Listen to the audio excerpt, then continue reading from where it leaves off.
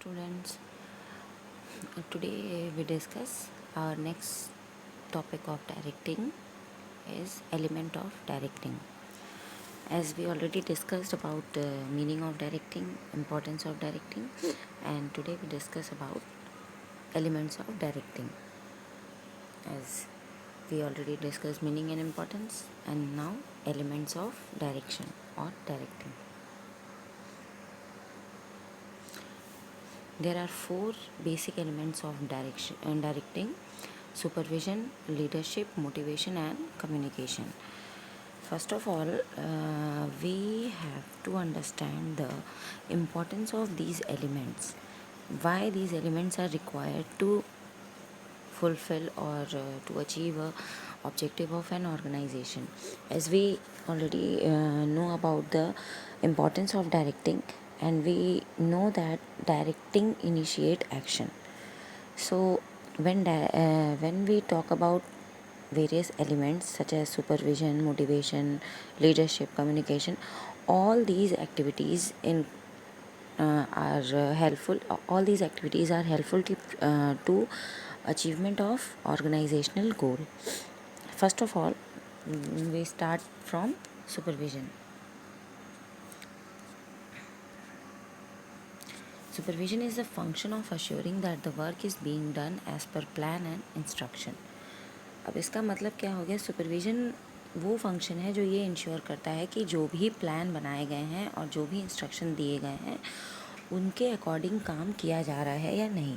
जब हम सुपरविज़न की बात करते हैं तो यहाँ पे दो वर्ड होते हैं. या हम कह सकते हैं कि the word supervision is a combination of two words, where super means over and above and vision means seeing.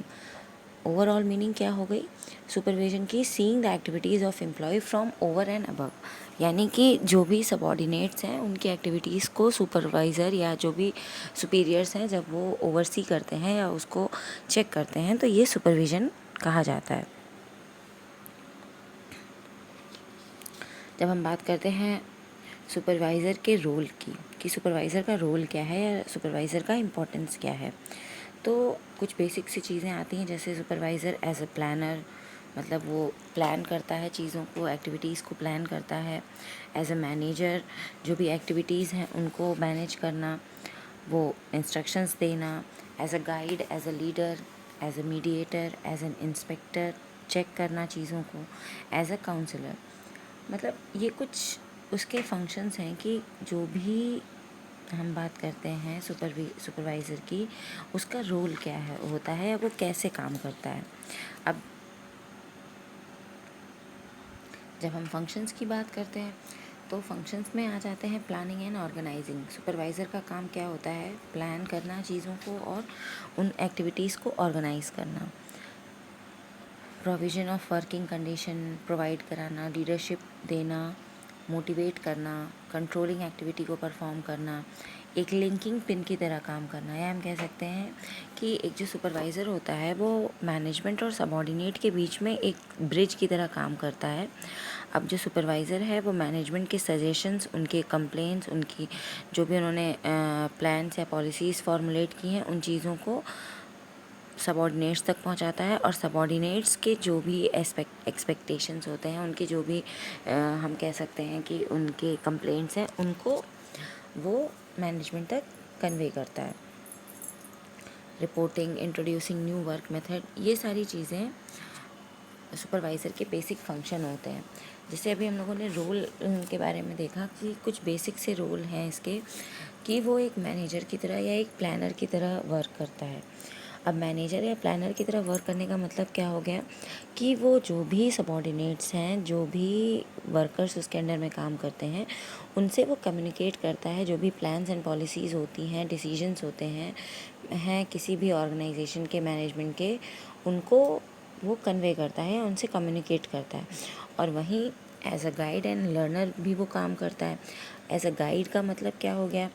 Guide and leader की तरह. गाइड का मतलब ये हो गया कि जब भी किसी सबॉर्डिनेट्स को कोई डाउट होता है तो उनकी हेल्प करने का काम भी सुपरवाइज़र का होता है. उनकी किसी भी प्रॉब्लमेटिक सिचुएशन को सॉल्व करने का या उससे बाहर निकलने का रास्ता दिखाने का काम सुपरवाइज़र करता है. As an inspector, as a mediator.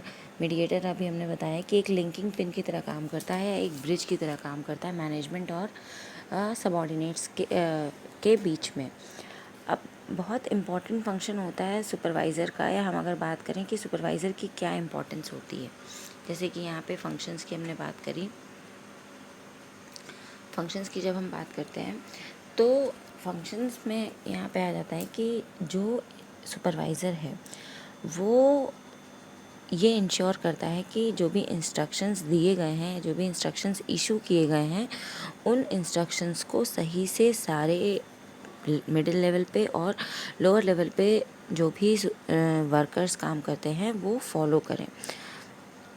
मतलब एक तरीके से हम ये कह सकते हैं कि सुपरवाइज़र का काम होता है जो भी प्लान्स फॉर्मुलेट किए गए हैं, उन प्लान्स में जो भी इंस्ट्रक्शंस दिए गए हैं, उन इंस्ट्रक्शंस को सुपरवाइजरी लेवल यानी लोअर लेवल पे जो वर्कर्स या एम्प्लॉयज़ काम करते हैं उन तक पहुंचाने का।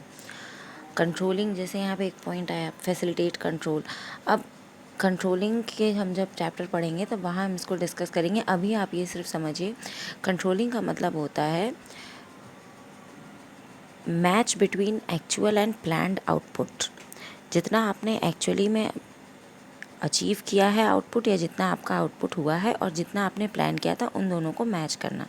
अगर वो मैच नहीं होता है मतलब कहीं ना कहीं कोई डेविएशंस है, उन डेविएशंस को सॉर्ट आउट करने का काम सुपरवाइज़र करता है। तो अगर सुपरवाइज़र कांस्टेंट मॉनिटरिंग करता है तो काफ़ी हद तक कंट्रोलिंग में हेल्प मिल जाती है, क्योंकि फिर काम आपका अकॉर्डिंग टू प्लान होता है।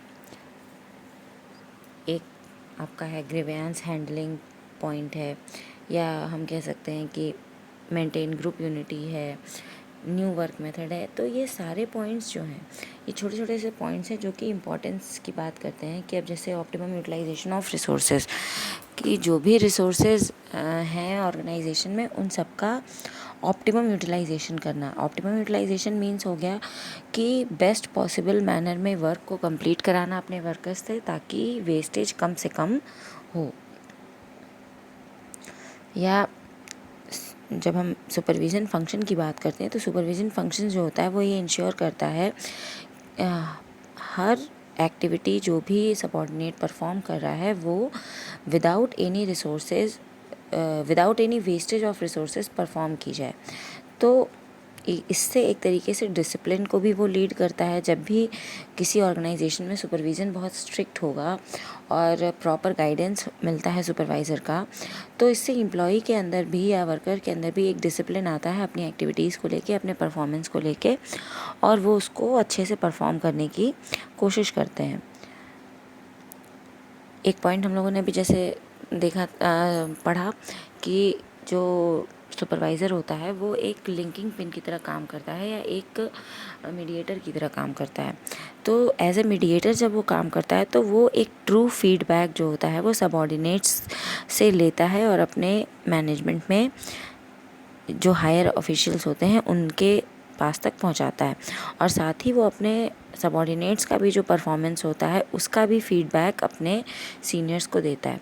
तो जो सुपरवाइज़र होता है वो कंप्लेंट्स के रिगार्डिंग, ग्रीवेंसेस के रिगार्डिंग और प्रॉब्लम्स जो भी सबॉर्डिनेट फेस कर रहे हैं उनके रिगार्डिंग फीडबैक अपने मैनेजर्स को या अपने सीनियर्स को देता है।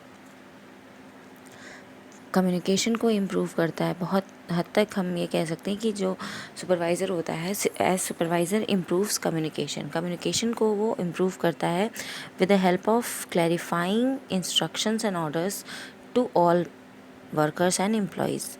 मतलब जब भी एक सुपरवाइज़र जब कोई एक्टिविटी को एक्सप्लेन करता है या अपने जो भी प्लान्स या स्ट्रैटेजीज़ हैं जो कि हायर लेवल से या टॉप लेवल से जो उसको बताई जाती हैं, तो उनको वो जब पास करता है तो वो कम्युनिकेशन इस हिसाब से करता है, कम्युनिकेट अपने सबऑर्डिनेट्स के अकॉर्डिंग वो कम्युनिकेट करता है ताकि वो उसको अच्छे से समझ पाएँ। मोटिवेशन करता है एम्प्लॉयज़ को, या हम कह सकते हैं कि supervisor improves motivation and maintain group activity और ग्रुप यूनिटी, क्योंकि एक इम्पॉर्टेंट रोल प्ले करता है सुपरवाइज़र ग्रुप यूनिटी को मेंटेन करने में, उनके एक्टिविटीज़ में हार्मनी लाने में और उनको एक साथ काम करने के लिए मोटिवेट करता है।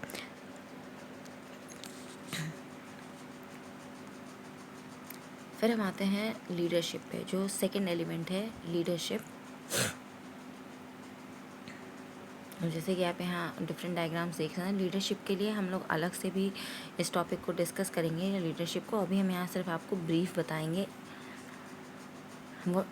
Who is leader? A leader is someone in authority to lead other to accomplish a goal. अब लीडर कौन होता है? जो अथॉरिटी जिसके पास होती है लोगों को लीड करने की।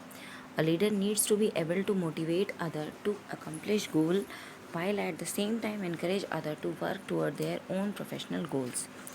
अब लीडर जो होते हैं, लीडर का काम ये होता है कि वो दूसरों को मोटिवेट करें ताकि वो अपने गोल को अचीव कर सकें, अपने गोल के अचीवमेंट में उनको इनकरेज करता है। What is leadership? Leading people, influencing people, commanding people and guiding people. अब जब हम लीडरशिप की बात करते हैं तो लीडरशिप में ये चारों पॉइंट्स आ जाते हैं। लीडरशिप का मतलब सिर्फ लीड करना नहीं होता।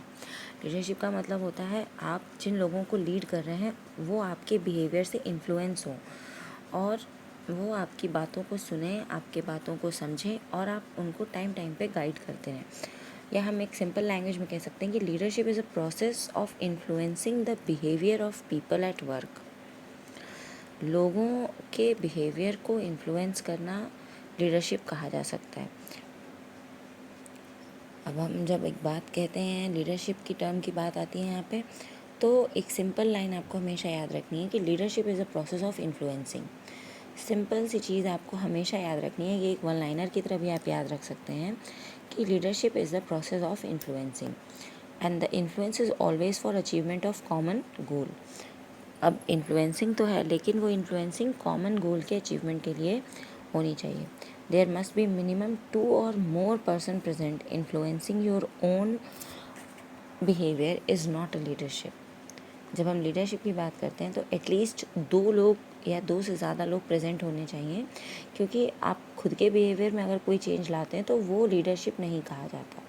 लीडरशिप का मतलब होता है कि आप दूसरों के बिहेवियर में कैसे चेंज ला रहे हैं, उनको कैसे इन्फ्लुएंस करते हैं towards achievement of common goals और कोऑपरेशन ऑफ एम्प्लॉयज़, उनको कैसे आप हेल्प करते हैं, ये चीज़ लीडरशिप कही जाती है। अब according to Koontz and O'Donnell, leadership is influencing people to follow in the achievement of a specialized goal, and leadership is the activity of influencing people to strive willingly for group objective। George R Terry के according. तो इन सभी points में आप एक चीज़ common देख रहे हैं, वो है इन्फ्लुएंसिंग पीपल। यहाँ भी इन्फ्लुएंसिंग पीपल एंड दूसरी चीज़ है achievement of specialised goal willingly for achievement of group objective. तो जब हम लीडरशिप पॉइंट को ध्यान में रखेंगे तो हमें 2 चीज़ें ध्यान में रखनी है, influencing people and achievement of group objective.